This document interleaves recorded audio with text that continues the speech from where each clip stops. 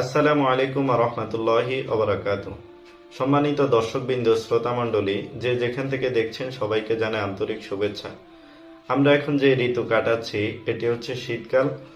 এটি ধনী মানুষের জন্য অনেক আনন্দের ঋতু।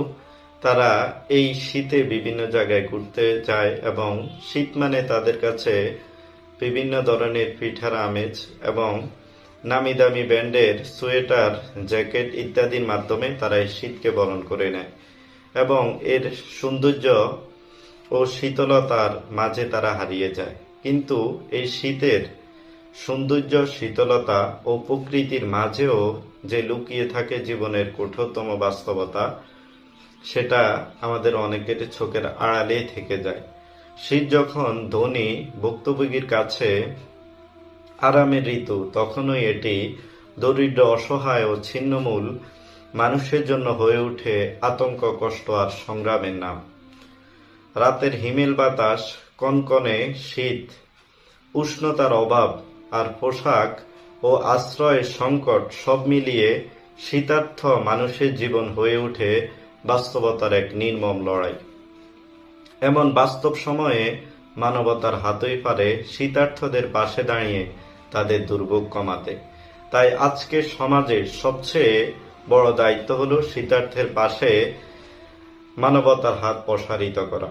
আমাদের সমাজে হাজারো মানুষ আছে যারা প্রতিদিনের অন্যের সন্ধানে ব্যস্ত। শীতবস্ত্র, কম্বল বা আশ্রয় তাদের কাছে বিলাসিতার নাম। ফুটপাতে শ্রমজীবী মানুষ, রিক্সা চালক, দিনমজুর, পথশিশু, বৃদ্ধ, বিধবা, বস্তিবাসী, এদের অনেকের গায়ে শীতকালে শুধু একটা পাতলা কাপড় থাকে। রাতের গভীরে যখন শীত নেমে আসে তখন উষ্ণ ঘরে শীত উপভোগের সুযোগ তাদের থাকে না। অনেকেই শীতজনিত বিভিন্ন রোগে আক্রান্ত হয়। নিউমোনিয়া, সর্দি, কাশি, জ্বর, শ্বাসকষ্ট, এমনকি মৃত্যু ঝুঁকিও তৈরি হয়। বিশেষ করে শিশু ও বৃদ্ধদের কষ্ট এই ঋতুতে সবচেয়ে বেশি। শীতার্থ মানুষের কষ্ট শুধু শারীরিক নয়, তা মানসিকভাবেও অসহনীয়। সমাজের প্রাচুর্যের মধ্যেও তারা বঞ্চিত থাকে ন্যূনতম মানবিক সহায়তা থেকে। এই বঞ্চনা আমাদের মানবতার মূল্যবোধকেই প্রশ্নবিদ্ধ করে। তাই আসুন আমরা সবাই মিলে শীতার্থ মানুষের পাশে দাঁড়াই এবং তাদের একটু দুর্ভোগ কমাতে সহযোগিতা করি।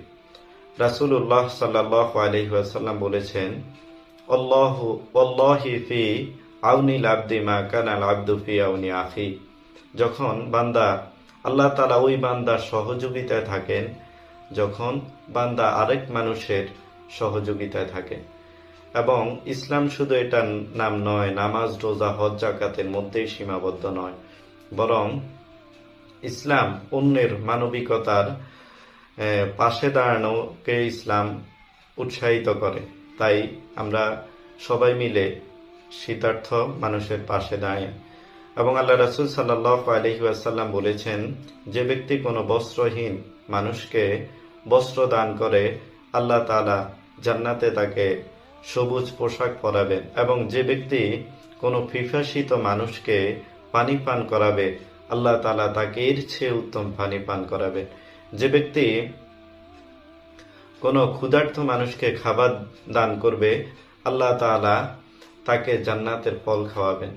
এভাবে নবীজি সাল্লাল্লাহু আলাইহি ওয়াসাল্লাম আমাদেরকে শিক্ষা দিয়েছেন যে মানবতার তরে এগিয়ে যাওয়ার জন্য। আপনি যখন শীতের রাতে কম্বল গায়ে জড়িয়ে সুখ নিদ্রায় বিভোর, তখন এই অসহায় দরিদ্র মানুষগুলি শীতের প্রকোপে তখন তারা নির্ঘুম রাত কাটিয়ে দেয়। তাই তাদের জন্য একটু উষ্ণতার ব্যবস্থা করি। আল্লাহ তাআলা আমাদের সবাইকে তৌফিক দান করুক, আমিন। আপনি এই ভিডিওটি শেয়ারের মাধ্যমে এই বার্তা সকলের নিকট পৌঁছে দিবেন। যদি এটি দেখে একজন মানুষও মানবতার তরে এগিয়ে আসে, তাহলে এটার প্রতিদান অবশ্যই আপনি পাবেন।